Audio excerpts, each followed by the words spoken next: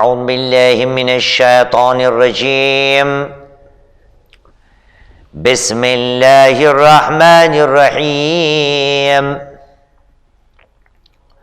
الحمد للہ رب العالمین ثم الصلاة والسلام علی اشرف الانبیاء والمرسلین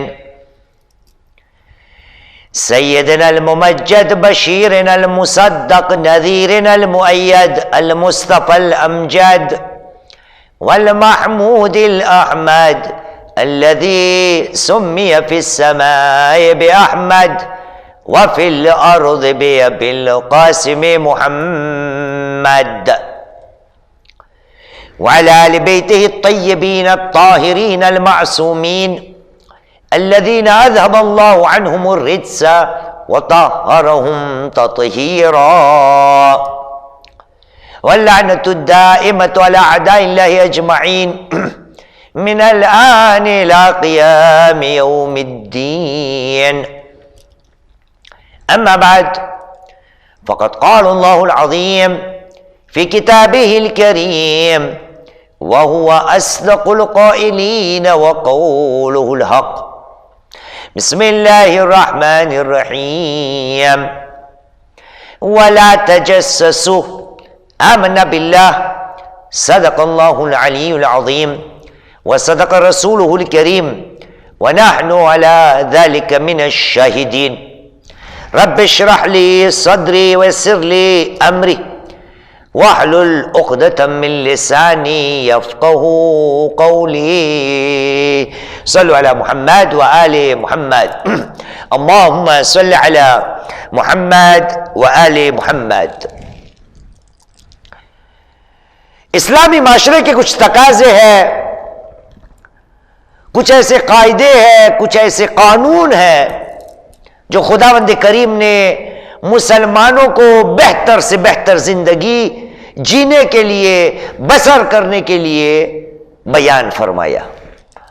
مطلب خدا نے درس دے دیا کہ اے مسلمان، اگر تجھے اپنے معاشرے میں بہترین زندگی کو لانا ہے تو ہمارے کچھ ایسے اصول ہیں جن کو پابندی سے عملی روپ دینا ہوگا. زندگی کو ساتھ میں مل کر بتانا خدا کا ایک حکم ہے. ہر بار اسی بات کو ہم دہراتے ہیں کہ خدا نے کہا ہم نے تمہیں پیدا کیا معاشرے کے اندر تاکہ تم ایک دوسرے کو پہچانو. لیکن یہ جو ایک دوسرے کو پہچاننا ہے، کیا کبھی کبھار ایسا نہیں لگتا یا ایسا نہیں ہو گیا کہ یہ جو پہچان کی حد ہوتی ہے ان حدوں کو کبھی کبھار میں پار کر دیتا ہوں؟ اس لیے خداوند کریم نے جب ساتھ میں رہنے کا حکم دیا ہے تاکہ بندہ اس حد کو پار نہ کرے، اس سے پہلے اس بات کو بیان کر دیا کہ ان حدوں کو تو پار نہیں کرنا.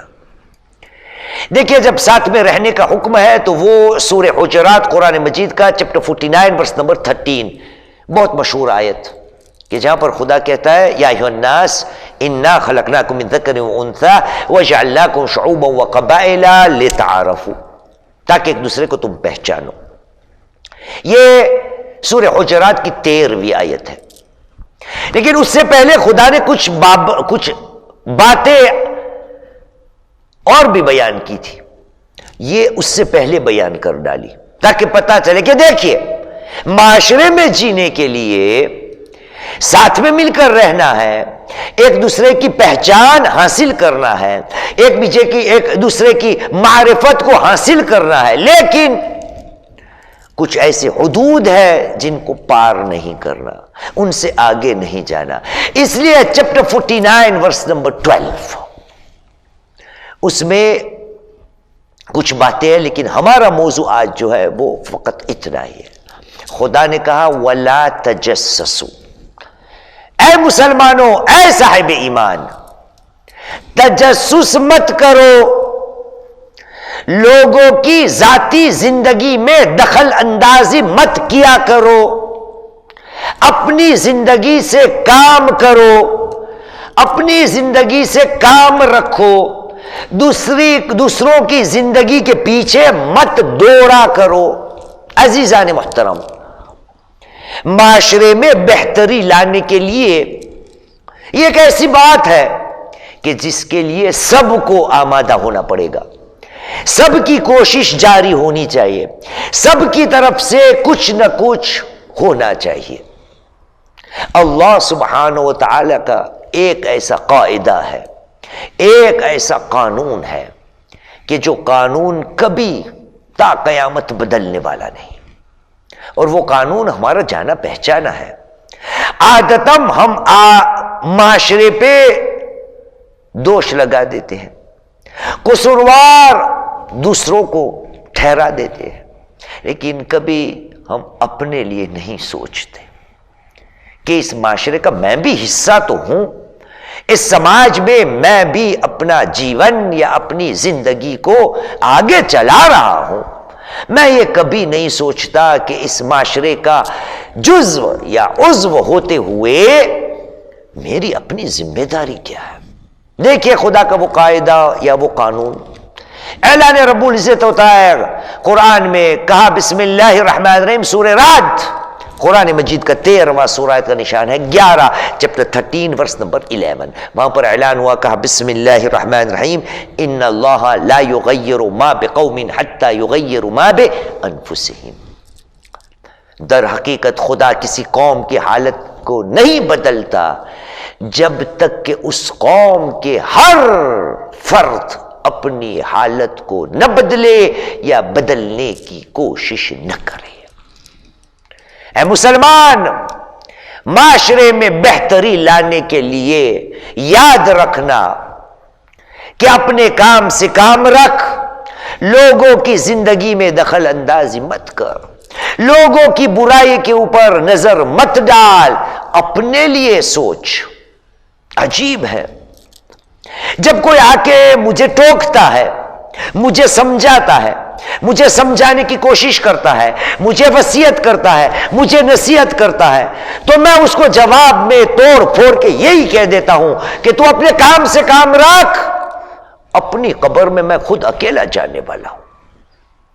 اس کو تو میں یہ جواب دے دیتا ہوں کہ تو تیری قبر میں، میں میری قبر میں، لیکن جب بات کسی کی زندگی کی، کسی کے افعال کی، کسی کے عیب کی، کسی کے لیے تجسس کرنا، کسی کی زندگی میں دخل اندازی کرنے کی آتی ہے، تب کسی کو یاد نہیں آتا کہ وہ تو اپنی قبر میں جانے والا ہے، وہ اور اپنا خدا جان لے گا، وہ اور اپنے فرشتے جان لے گا، وہ اور اپنی قبر جان لے گا۔ نہیں، مجھے کوئی سمجھانے آئے تب جا کے میں کہوں تیری قبر میں تو جانا، میری قبر میں میں جاؤں گا۔ لیکن جب کسی کی تفتیش کرنا ہو، گجراتی میں کہتے ہیں کسی کی پنچات کرنا ہو، تب جا کے مجھے یاد نہیں آتا کہ اس کو اس کی قبر میں جانا ہے، مجھے میری قبر میں جانا ہے، بھول جاتا ہوں۔ معاشرے کے اندر بہتری لانے کے لیے ضروری ہے، ضروری۔ اور میں اور آپ تو اسلام کا دعویٰ کرتے ہیں نا، مسلمان کا دعویٰ کرتے ہیں۔ ارے اسلام نے کہا ہے اگر تو جانتا بھی ہو نہ جانتا بھی ہو، پھر بھی ایسے کر جیسے تو بالکل بے خبر ہے، تجھے پتہ ہی نہیں۔ رسول کریم محمد صلی اللہ علیہ وآلہ وسلم نے ارشاد فرمایا، آپ نے کہا من حسن اسلام المرء ترکہ ما لا یعنی۔ من حسن اسلام المرء، بندے کا بہترین اسلام یہ ہوتا ہے، خوش نصیب ہے وہ بندہ جس کے پاس ایسا اسلام ہو کہ جو اس کے کام کی چیز نہیں، ما لا یعنی، جو اس کی ذاتی زندگی نہیں ہے اس کو چھوڑ دینا، وہ ایک خوش بختی ہے۔ من حسن اسلام المرء، یہی وہ اسلام ہے جو اسلام چاہتا ہے، یہی وہ اسلام ہے جو خدا چاہتا ہے، یہی وہ عادت ہے کہ جو خدا معاشرہ، اسلامی معاشرے کے اندر چاہتا ہے کہ بندہ اپنا جو کام نہیں ہے اس کے پیچھے نہ دوڑے۔ میں کیسے مسلمان ہو سکتا ہوں؟ لوگوں کو ان کی زندگیوں کے پیچھا کرتے کرتے لوگ مجھ سے تھک جاتے ہیں کہ پھر ان کو کام چھپ چھپ کے کرنا پڑتا ہے. کیوں؟ کیونکہ میں اس کا پیچھا نہیں چھوڑتا. اور اس پڑوس میں اگر کوئی رہتا ہے، ساس بہو کے درمیان دیکھو تو وہی، مالک نوکر کے درمیان دیکھو تو وہی، قوم کے اندر دیکھو تو وہی، بادشاہ اور رعیت کے درمیان دیکھو تو وہی. جہاں بھی جاؤ ہمیں مٹھائی اسی میں ملتی ہے، ٹھنڈک اسی میں ملتی ہے.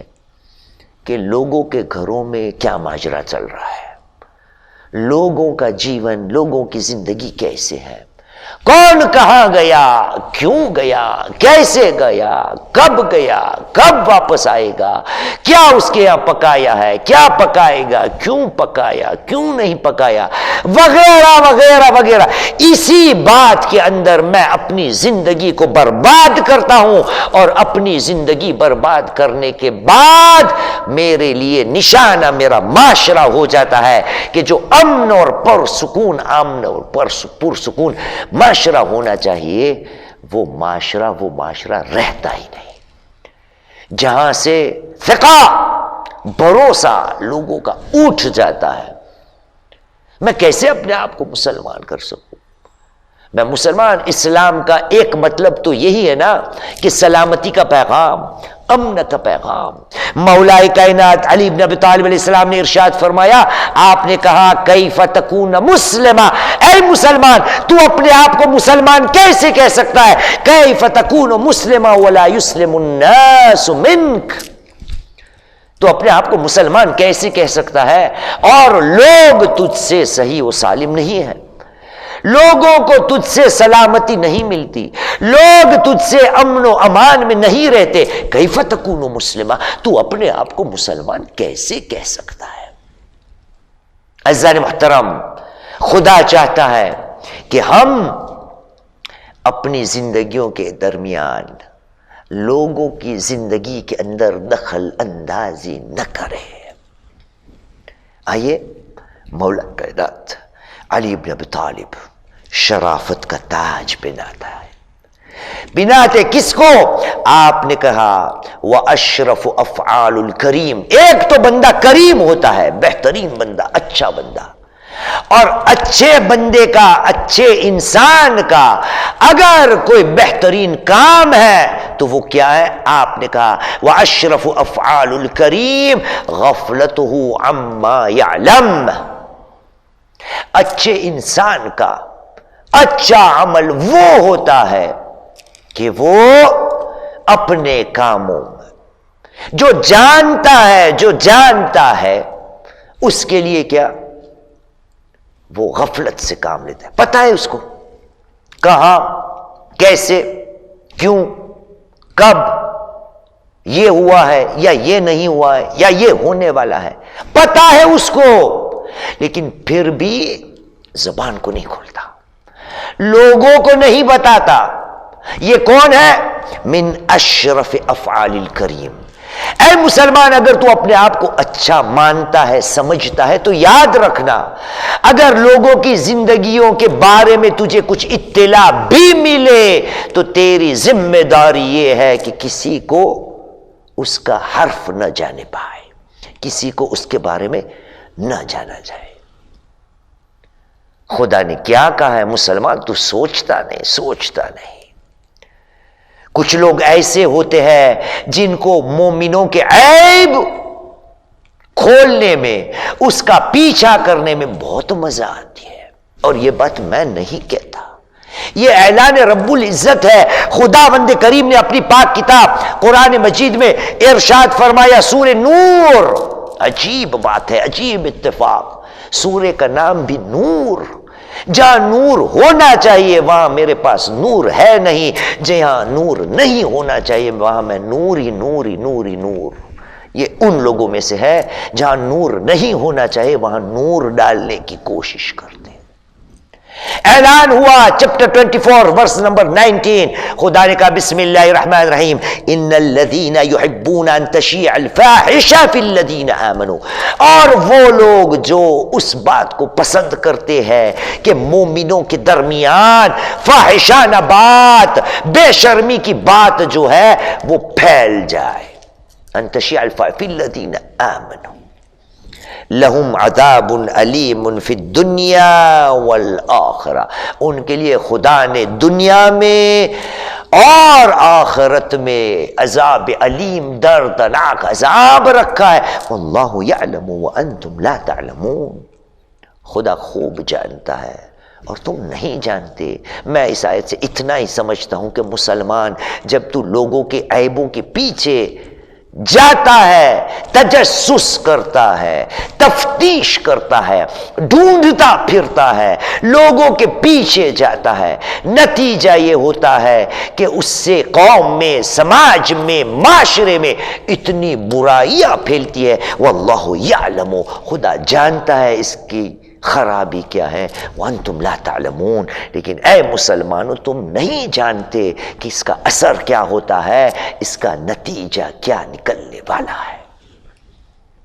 تو اپنے آپ کو سمجھدار سمجھتا ہے نا. دیکھیے سمجھدار کون ہوتا ہے؟ اگر مولا کائنات صاحب منبر سلونی سے پوچھا جائے، مولا، بہت سے مولا کے جواب ہے، بہت سے، لیکن ہمارا جو موضوع ہے اسی سے بات کریں گے. اگر مولا سے پوچھا جائے، مولا ہوشیار انسان کون ہے، عقل مند انسان کون ہے، باشعور انسان کون ہے، سمجھدار انسان کون ہے، عقل مند انسان کون ہے، ذہین انسان کون ہے، تو وہاں سے جواب آئے گا. آپ نے ارشاد فرمایا، آپ نے کہا عقل الناس، سب سے زیادہ عقل رکھنے والا انسان وہ ہے. عقل الناس من کان بعیبہ بصیرا وعن عیوب غیرہ ضریرا، سب سے عقل مند انسان وہ ہوتا ہے جو اپنے عیبوں کے معاملے میں دیکھنے والا ہوتا ہے، آنکھ رکھنے والا ہوتا ہے، اور دوسرے کے عیوب کے معاملے کے اندر وہ اندھا ہوتا ہے، گویا اس کے پاس آنکھ ہوتی ہی نہیں. اپنے عیب کے لیے وہ خوب دیکھتا ہے، خوب، میرے اندر یہ خرابی ہے، یہ خرابی ہے، یہ نقص ہے، یہ خلل ہے، یہ عیب ہے. لیکن دوسروں کے عیب وہ دیکھنا چاہتا ہی نہیں. کیوں؟ کیونکہ اس کو پتا ہے وہ والی بات، وہ اس کے خدا کو جواب دے گا، میں میرے خدا کو جواب دوں گا. وہ اس کی قبر میں جائے گا، میں میری قبر میں جاؤں گا. اس کا مطلب یہ نہیں کہ امر بالمعروف نہی عن المنکر نہیں، یا بات یہ ہو رہی ہے کہ لوگوں کے عیبوں کے پیچھے زندگی کو برباد کرنا، اگر یہ میری اندر عادت ہے تو میرا معاشرہ اسلامی معاشرہ نہیں ہو سکتا، بلکہ یوں کہوں انسانی معاشرہ نہیں ہو سکتا. عزیزو، کہاں تک اجازت نہیں، کہاں تک اجازت نہیں. عجیب عجیب روایت ہمارے پاس ہے. یہاں تک اجازت نہیں، مولا کائنات نے ہمیں سنایا کہ رسول نے کیا فرمایا. ہمارے نبی کریم محمد صلی اللہ علیہ وآلہ وسلم، اللہم صلی علی محمد وآل محمد، محمد صلی اللہ علیہ وآلہ وسلم نے ارشاد فرمایا، کہا لا یحق لمسلم، لا یحق، مسلمان کو یہ حق حاصل نہیں، مسلمان کو یہ اجازت نہیں، مسلمان کو یہ زینت دیتا ہی نہیں. لا یحق لمسلم ان یسأل اخاہ این تذهب. عجیب ہے، عجیب. مسلمان کو یہ حق نہیں کہ اپنے بھائی کو پوچھے، بھائی جان کہاں جا رہے ہو، این تذهب، کہاں جاتے ہو. یہ حق نہیں. ہم تو سب کو پوچھتے ہیں، کیوں گیا تھا، کہاں گیا تھا، کیوں اتنی دیر لگائی، کیوں جلدی نہیں آیا، کیا کرتا تھا، کیا ہوا وہاں پہ. اور دنیا بھی آج دیکھو اسی میں مشغول ہے، مزے اسی میں انسان آج لیتا ہے. فیس بک کو کھولو، اس نے کیا کیا، اور عجب عجب عجب. اس سے زیادہ حیرت ناک بات تو یہ ہے کہ جو لوگوں کی زندگی کے پیچھے دوڑتا ہے وہ تو دوڑتا ہے، کچھ لوگ ایسے بھی ملتے ہیں جو اپنی زندگی کو نمائش بنا کے کہ آپ بھی آؤ میری زندگی میں. کیا کیا بتاؤں.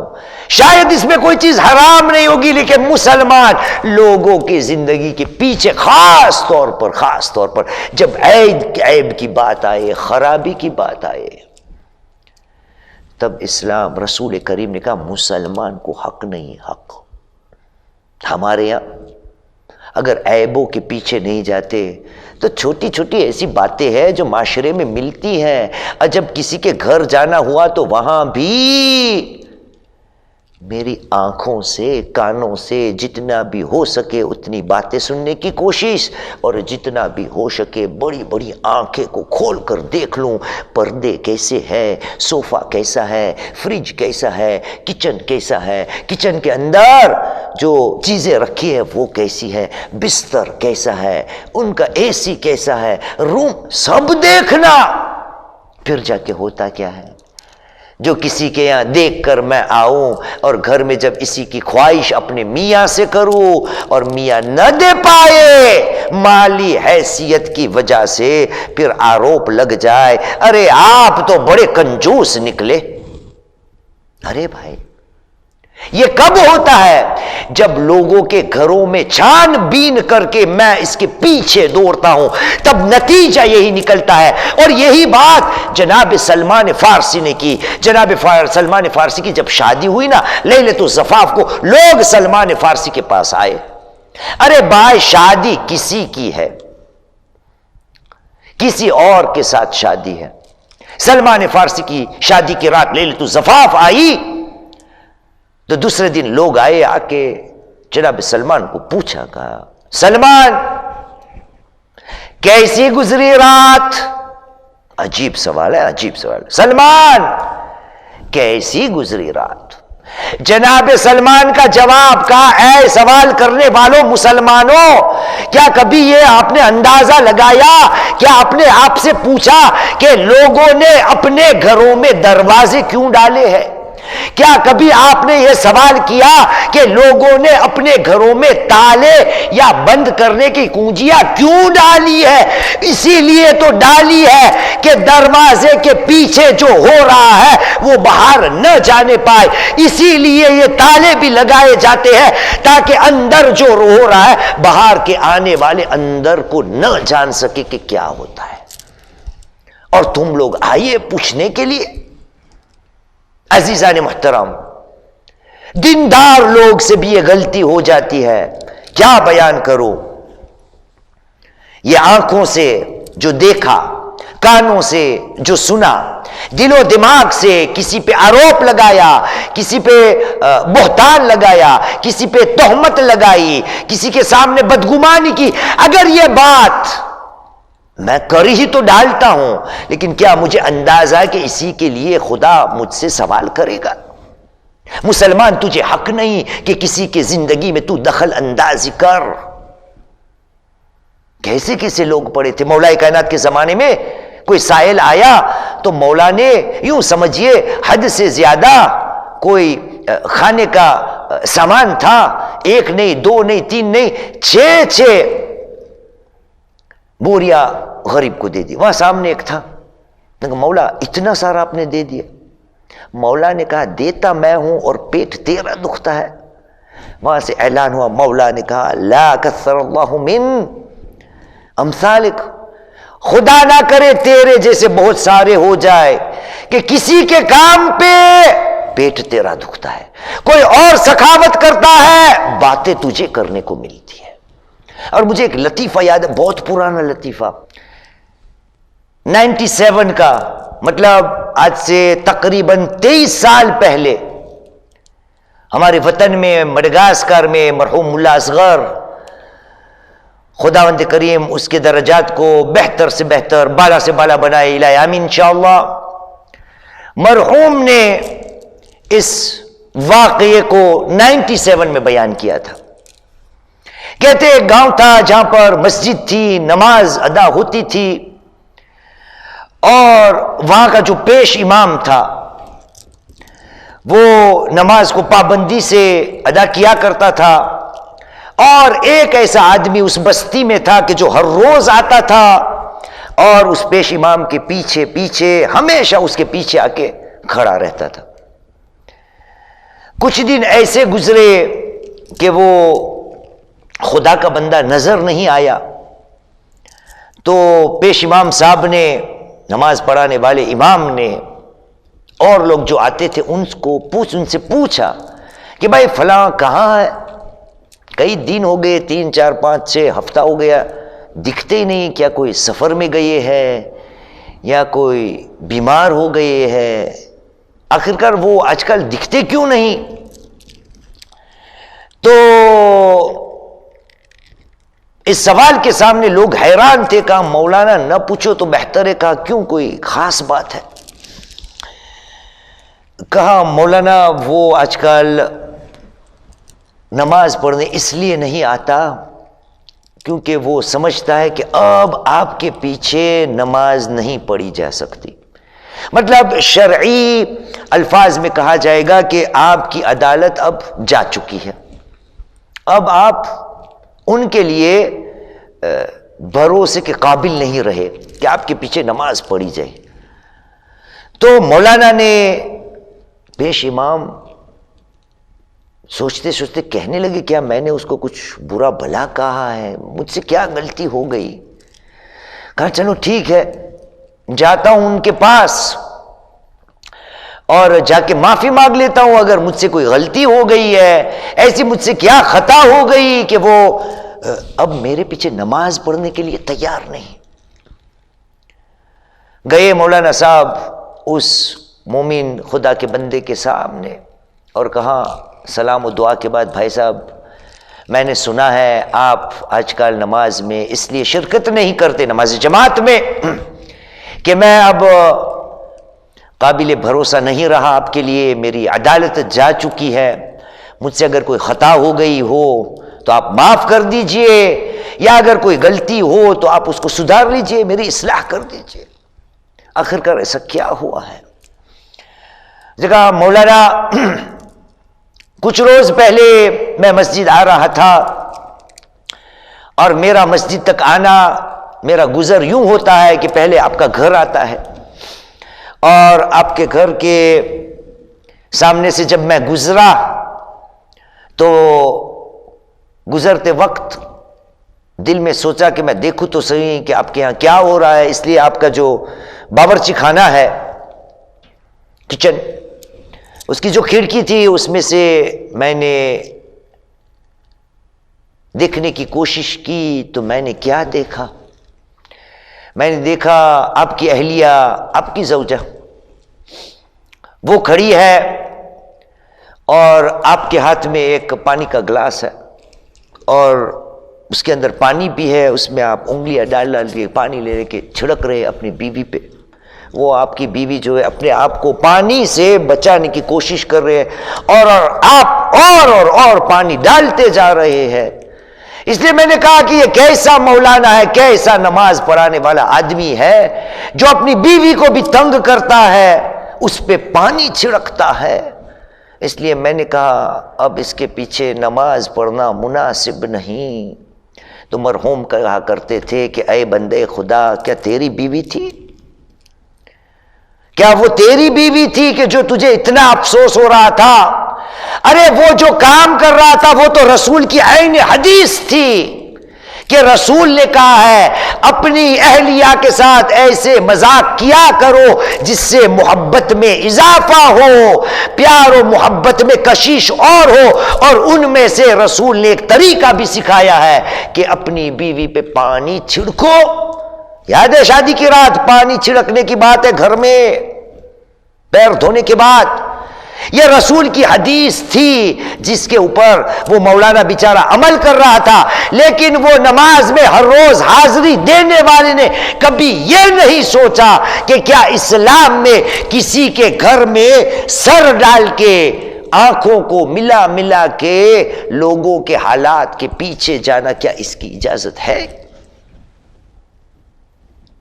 مسلمان ان کا سوال ہوگا، آنکھوں سے دیکھا ہوا، کانوں سے سنا ہوا، دل و دماغ میں جو بھی بات آئے گی نا اس کے لیے سوال ہوگا۔ اور کبھی کبھی تو نہ آنکھوں سے دیکھی ہوئی بات ہوتی ہے، نہ کانوں سے سنی ہوئی بات ہوتی ہے، نہ دل و دماغ میں آئی ہوئی بات ہوتی ہے، پھر بھی میں ان باتوں کو لوگوں کے درمیان کرتا پھرتا ہوں۔ قرآن مجید کی آیت کیا ہم نے نہیں سنی؟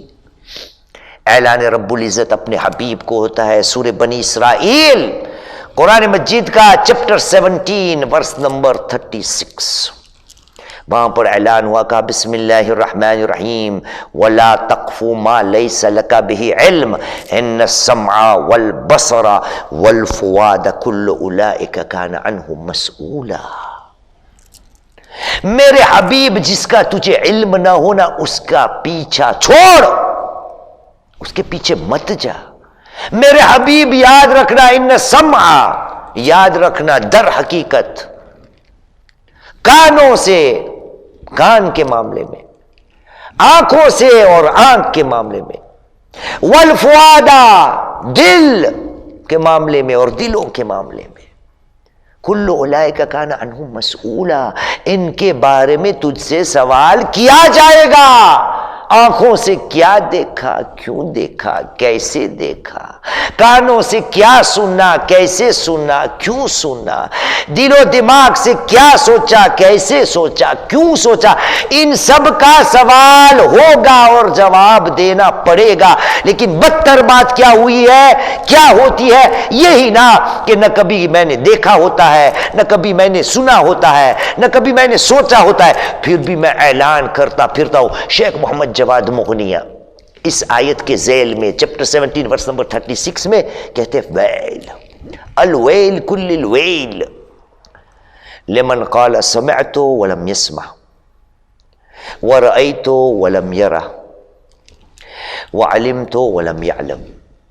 ویل ہے، افسوس ہے اس کے لیے، بہت بڑا افسوس، کہ جو یہ کہہ دیتا ہے کہ میں نے سنا ہے حالانکہ انہوں نے سنا نہیں ہوتا، کہ جو کہتا ہے میں نے دیکھا ہے لیکن انہوں نے دیکھا نہیں ہوتا، اور جو کہتا ہے میں جانتا ہوں حالانکہ وہ نہیں جانتا۔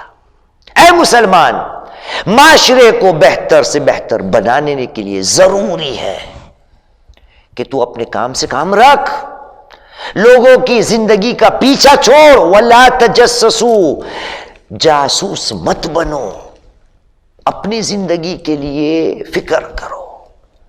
ہاں، اپنے پڑوس کا، اپنے رشتہ داروں کا، معاشرے کے اندر غریب احباب کا، بیواؤں کا، یتیموں کا خیال رکھنا الگ ہے، اور تفتیش اور جاسوسی کرنا الگ ہے۔ خیال رکھنا ضروری ہے۔ دیکھیے کربلا کے اندر کیسے ہمیں ایک درس ملتا ہے کہ خیال رکھا جاتا ہے لیکن مظلومی کی انتہا نہ تھی۔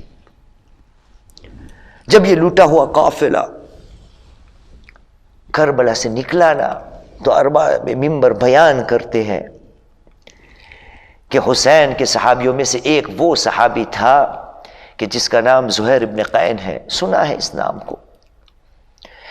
کہتے ہیں کہ جب یہ قافلہ نکل چکا اور تھوڑا کربلا سے دور نکلا تو زہیر ابن قین کی بیوی دہلم کو یہ خیال آیا کہ میرا شوہر کربلا کے میدان میں بے غسل و کفن پڑا ہوگا، اس لیے خیال آیا نا، خیال آیا، اس لیے میں ایک کفن کا انتظام کروں۔ اپنے غلام کو بلایا اور کہا، اے میرے غلام، یہ کفن جو ہے میرے والی زہیر کے لیے میں نے تیار کیا ہے، بس تو کفن کو وہاں جا کے میرے زہیر کو دے آ اور میں تجھے آزاد کر دوں گا۔ بس عزادارو، کیا ظلم کی انتہا تھی۔ ارباب منبر بیان کرتے ہیں کہ زہیر ابن قین کا غلام مقتل کربلا میں آیا، تھوڑی دیر نہ گزری تھی، جب دیر تھوڑی گزر گئی، جب واپس کوفہ آیا تو زہیر ابن قین کی زوجہ انتظار میں تھی، ابھی میرا غلام آئے گا اور میرا زہیر ابن قین کو کفن سے نوازا ہوگا۔ لیکن جب جب غلام آیا تو کیا دیکھا؟ وہ کفن واپس آیا ہے۔ بس اس محترمہ بی بی نے پوچھا کہ اے میرے غلام کیوں تو وہاں تک نہیں پہنچا؟ کہا مالکن پہنچا تھا۔ کہا کیا زہیر ابن قین کا لاشا نہیں دیکھا؟ کہیں مالکن نے دیکھا تھا۔ کہا پھر کیوں کفن دے کے نہیں آیا؟ بس عزادارو، اس غلام نے کہا کہ اے مالکین، جب میں کفن دینے کی تیاری کر رہا تھا میں نے کیا دیکھا؟ ارے فرزند زہرا کا لاشا بے گورو کفن پڑا ہے، گوروں کی ٹاپوں سے لاشا پامال ہو چکا ہے۔ بس دماغ میں خیال آیا میں خدا کو کیا جواب دوں گا اگر مجھ سے یہ سوال کیا جائے گا، اے بندہ خدا، زہرا کے لال کا لاشا پڑا تھا، تو نے اس کو کفن نہیں دیا۔ بس مالکن میں نے ارادہ کر لیا چاہے مجھے آزادی نہ ملے لیکن میں اس کفن کو زہیر کو نہیں دے سکا۔ زہرا کا لال بے کفن پڑا تھا۔ الا لعنت اللہ القوم الظالمین وسيعلم الذين ظلموا أي منقلب ينقلبون إنا لله وإنا إليه راجعون رضا بقضائه وتسليما لأمره۔